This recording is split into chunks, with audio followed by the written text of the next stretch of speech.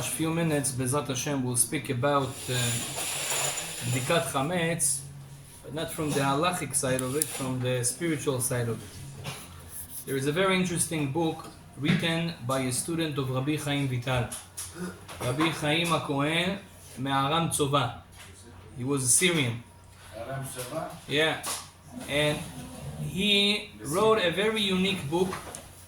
You barely find books in this, the way he wrote it. The book is basically an interpretation on Shulchan Aruch, but from a spiritual, Kabbalistic aspect. And there's no a lot of books like that, and that's why I find it very unique and very interesting to learn.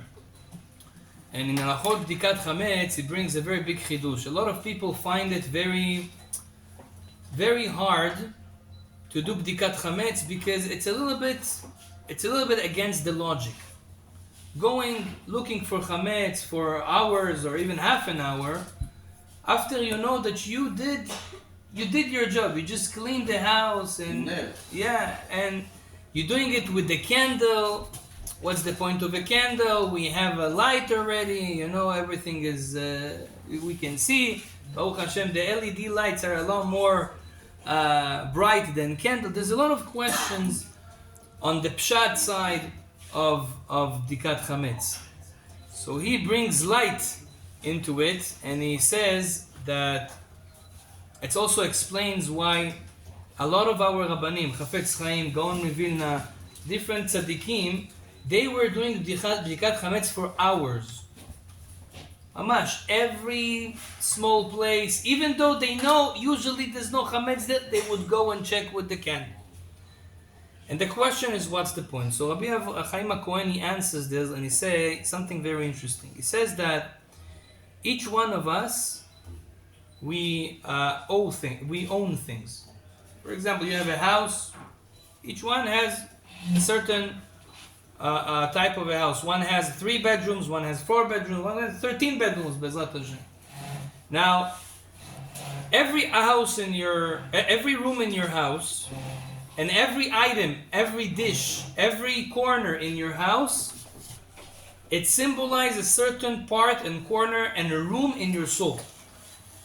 That's why the Gemara says that Rabbi Akiva and Rabbi Yehuda Anasi, they were giving a lot of respect to rich people.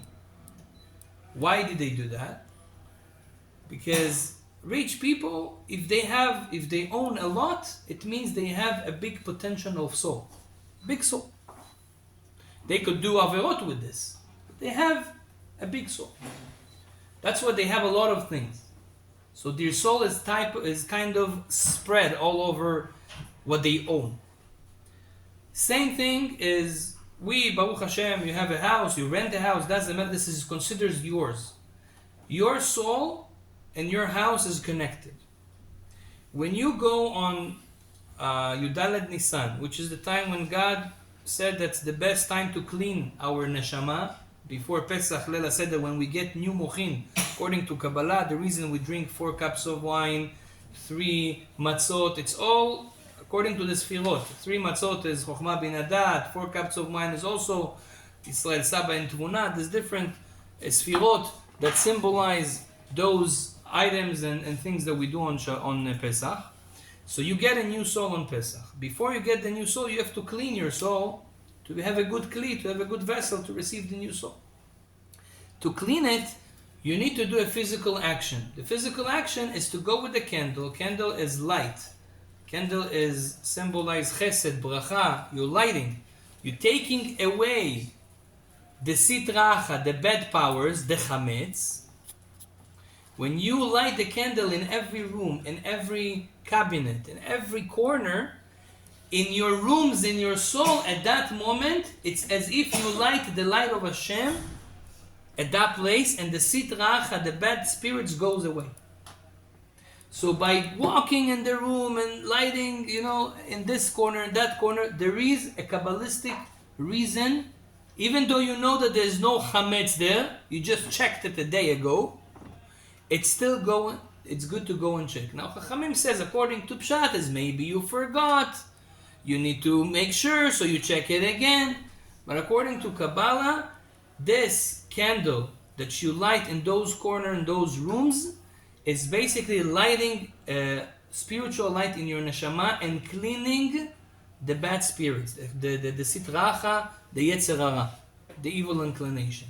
That's why it's good to have that in mind and actually put more effort to go every corner, open every drawer, and put the light there a little bit, another drawer, another cabinet. Why? Because this is doing something in your neshama, in your soul, and it will affect you for the year, and it will affect your Pesach. That's the importance of, and that's why, by the way, he says, you're not allowed to do avuka. What's avuka? Avuka, it's like the Havdalah candle. Havdalah candle had a torch. Yeah. Avuka means more than one ptil. More than 1 week.